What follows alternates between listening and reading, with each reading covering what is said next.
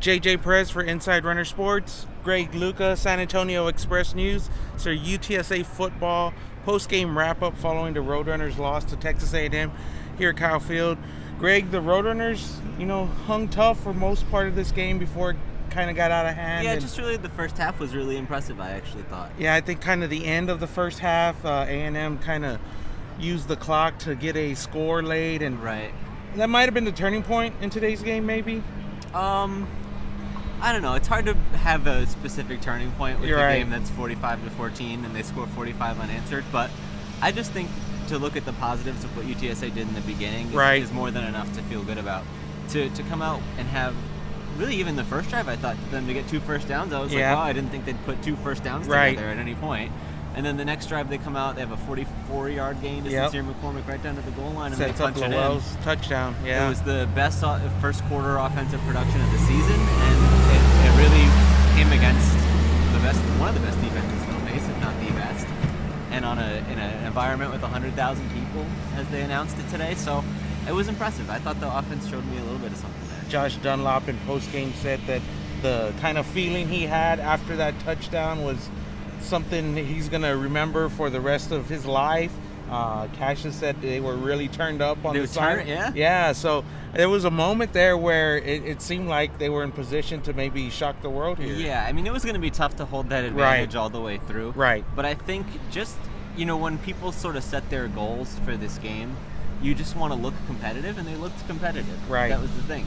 I thought actually what really stood out to me was that they tackled well. Yes. And it was, we've seen a lot of games where people are breaking free and turning 3 or 4 yard gains into first downs, but in this game they just kind of wrapped up, or at least held the guy up long enough for help to get there. They weren't giving up a lot of extra yards after contact, which is a really nice bonus because, again, we haven't seen that they can do that.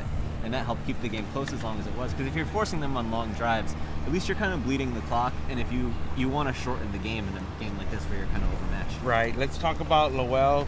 Narcisse played strong, I thought, for the most part before he got injured. It looked like a concussion at first. I was in the elevator, full disclosure.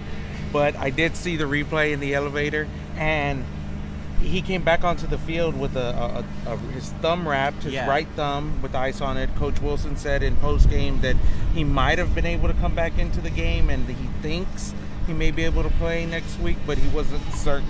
Yeah. So the play itself was interesting because he took a hit, and the guy's helmet, I guess, hit him like kind of right here, but it might have come up under his chin a little bit. Yeah. And the way he went down, it kind was of wobbly, right? Yeah, and then he was down for a little bit, and it felt like he was kind of wobbly coming off the field, but you don't know, maybe he was just kind of in a lot of pain, or maybe he was kind of shaken up, but not like concussion shaken up. Right. Thankfully, that doesn't appear to be an issue, although, you could always end up with some extra testing and find out that maybe something wasn't where it should be.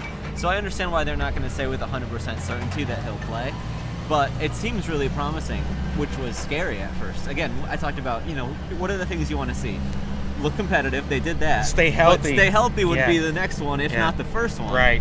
And they almost didn't do that. Yeah. So that would have been an even bigger loss, but it appears that it'll be all right going forward. Yeah, the third thing I would think is to make sure don't forget to pick up the check. So yes, correct. We saw Lisa. I think they got it in their hands already. So the Roadrunners fought a 3-5. I think the game probably went as people would have thought. It was close to being. No, it went way different than I would have thought. Well, the result. The result, score. the end score. Sure. It was the Roadrunners covered the spread on the last touchdown, pick six. Did the pick six actually make the difference? Yes, it was actually 37 or 38. It was real close. Oh my gosh. Yes. So where are the Roadrunners at? Coming off their bye week, moving forward into the last bit of conference play this season. I actually feel pretty good about them after this game. At least in the sense of I feel really good about the game against Old Dominion, provided everyone's healthy. Right. Which is, in pretty much every sense, it's a must-win game. Right. I mean, if you lose that one, you're 3-6, and you have 3 really tough games ahead. If you win that one, now you're 4-5, and you're in the mix to achieve maybe you could get to a 6-6 season if you're 4-5, but that would be a huge uphill battle. Coach Wilson said this week in passing that something about remaining bowl eligible. That's still kind of a goal. So I think this is a very important week, and it's tough. I mean, you want to stay healthy, but to have your quarterback go down, and he looked like he was going to be okay, but it's one of those things you never know. And they kind of threw Jordan Weeks into the fire there, and Coach Wilson said they threw every blitz at him, and he was just kind of head on a swivel, running all over the place. By that point, I was doing more writing than watching, so I don't have a great review of that. But the throws I saw, it feels like just generally speaking that he's not a quarterback who wants to have to be on the run and play under pressure. Right. And so once you put him in that situation, it's tough for him.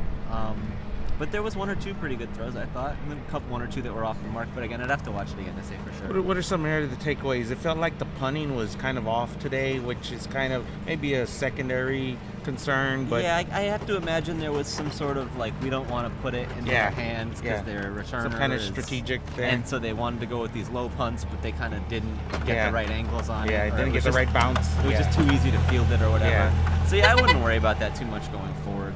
I think the takeaways is probably just the overall quality of game they played. I think that, and it's weird. I feel like such a hack, like a homer when you look at the 45-14 score and you say that they played pretty well. But really, you just think about the first half. It was 14-7 for the longest time. Yeah, they were more than in it. Yeah. They were more than in it for most of that first half. And so I'm not going to say that they almost won. They didn't almost win, but they looked competitive, which was all we needed to see. What's your review of Kyle Field here in College Station? It's big. It's very big. Yeah, it's very big. The last time I was here, it was 2012, I think. Yeah. That was when I was a student at Florida. I covered a game here, and they've made a lot of improvements since then, specifically to our media area. Yes. We were in a closet when I was here last time, yeah. and now it's a nice little room with a podium and all the whole deal. Very nice. So good stuff. Well, that'll wrap it up here from Kyle Field and College Station. Greg, Luca, JJ Perez, appreciate you guys watching. Thanks so much. Man, they're going to run right.